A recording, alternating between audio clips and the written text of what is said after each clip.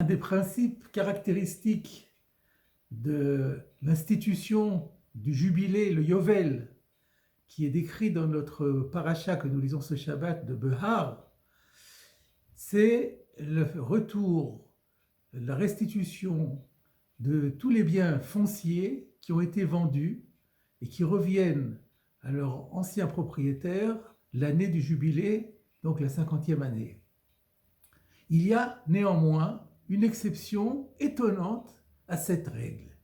Les maisons qui sont situées dans des villes entourées de murailles, eh bien, font exception à cette règle et ont un autre statut. Elles disposent d'un droit de rachat pour le vendeur d'une année, et passé cette année, il n'a plus la possibilité de récupérer sa maison, et même à l'année du jubilé, eh bien, le bien reste dans la main de l'acheteur qui pourra l'avoir gardé définitivement.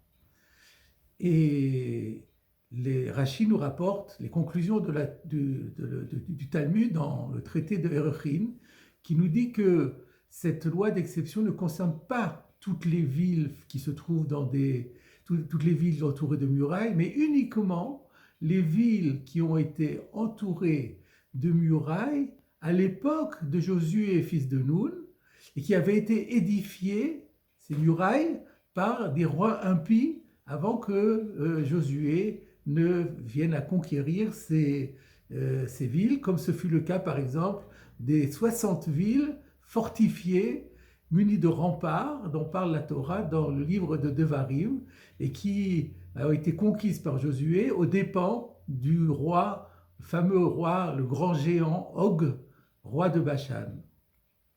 Et bien entendu, il est permis de se poser la question de savoir quelle est la signification de cette règle d'exception. Et on pourrait proposer l'explication suivante.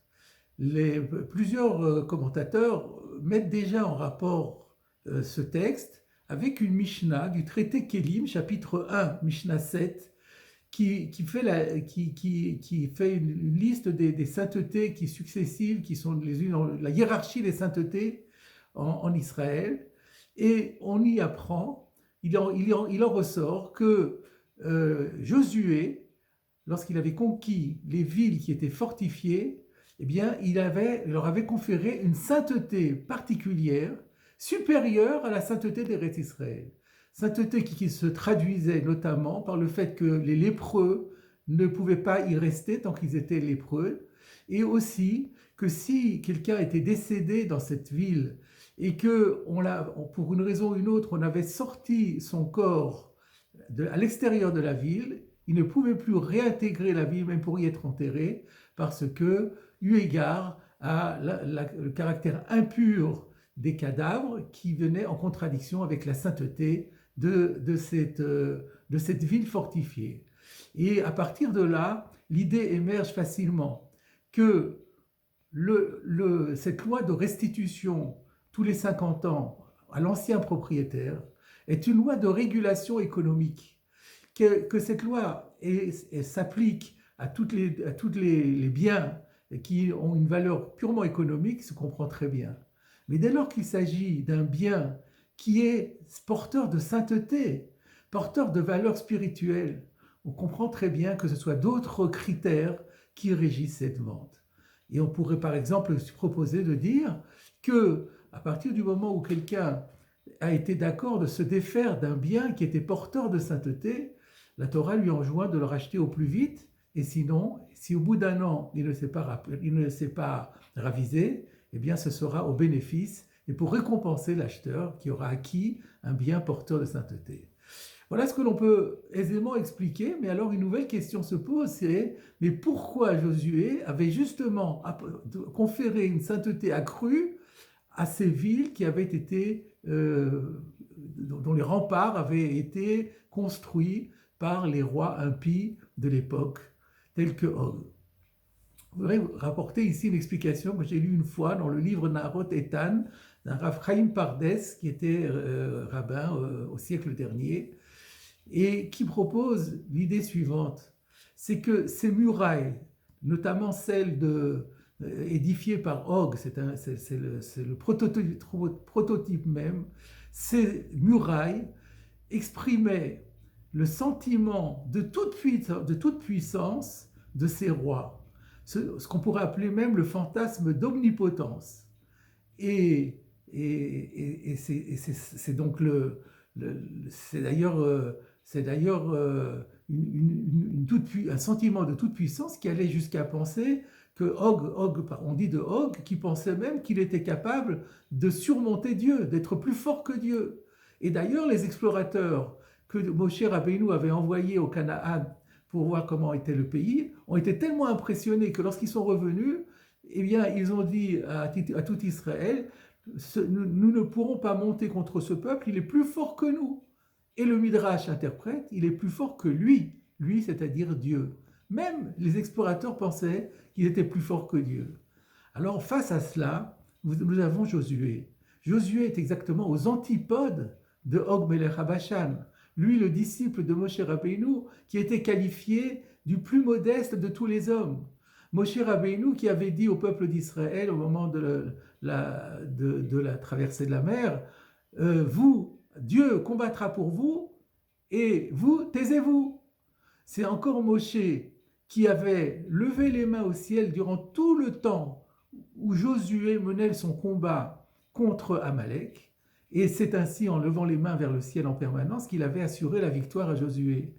Avec une telle formation, on comprend que Josué avait un objectif en consacrant ces villes. Il voulait montrer que ces murailles insolentes et provocatrices devaient faire place à des murailles de spiritualité qui devaient au contraire symboliser la confiance en Dieu, en la providence et la protection non pas physique, mais la protection de la sainteté. Et dans ce contexte-là, le passage dans le livre de Josué de la prise de Jéricho, on se rappelle que les murailles de Jéricho se sont effondrées au son du chauffard. C'est extrêmement expressif et significatif dans ce contexte. Le chauffard, c'est le symbole du réveil spirituel, du retour à Dieu, de la soumission complète à Kadosh Baruch Hu. Eh bien, ce n'était qu'au son du chauffard que ces murailles se sont complètement effondrées. Et d'après cette explication, il y a aussi une particularité du texte qui devient très parlant. Quand le verset parle d'une ville qui a une muraille, en hébreu on dit Asher lo choma. Lo choma devrait s'écrire avec un vav, qui a une muraille. Curieusement, le texte écrit porte un aleph. Alors ça se lit en phonétique, ça fait toujours lo, mais avec un aleph, ça veut dire il n'y a pas de muraille. Donc c'est exactement le contraire. Alors c'est ce qu'on appelle ici un cri ketiv, c'est-à-dire qu'on lit autrement que ce qui est écrit. La question se pose, mais pourquoi c'est écrit contrairement au sens ? Alors le Talmud a déjà donné une explication que Rashi rapporte d'ailleurs, sur laquelle je ne reviens pas, mais là, d'après l'explication que nous sommes en train de donner, cela prend également tout son sens. Parce que, effectivement, cette ville est pourvue de murailles, mais la vocation de cette muraille est de devenir une non-muraille. Alors, elle a une muraille, mais sa vocation, c'est de devenir une non-muraille, c'est-à-dire de faire que cette muraille physique, et qui était au départ une provocation contre Dieu, eh bien cette muraille devienne une muraille de spiritualité. Mes chers amis, nous sommes juste avant le Yom Yerushalayim. Dimanche soir, nous célébrerons le jour de Jérusalem, qui a été institué depuis la guerre de 1967, qui a vu nos retrouvailles avec la ville sainte.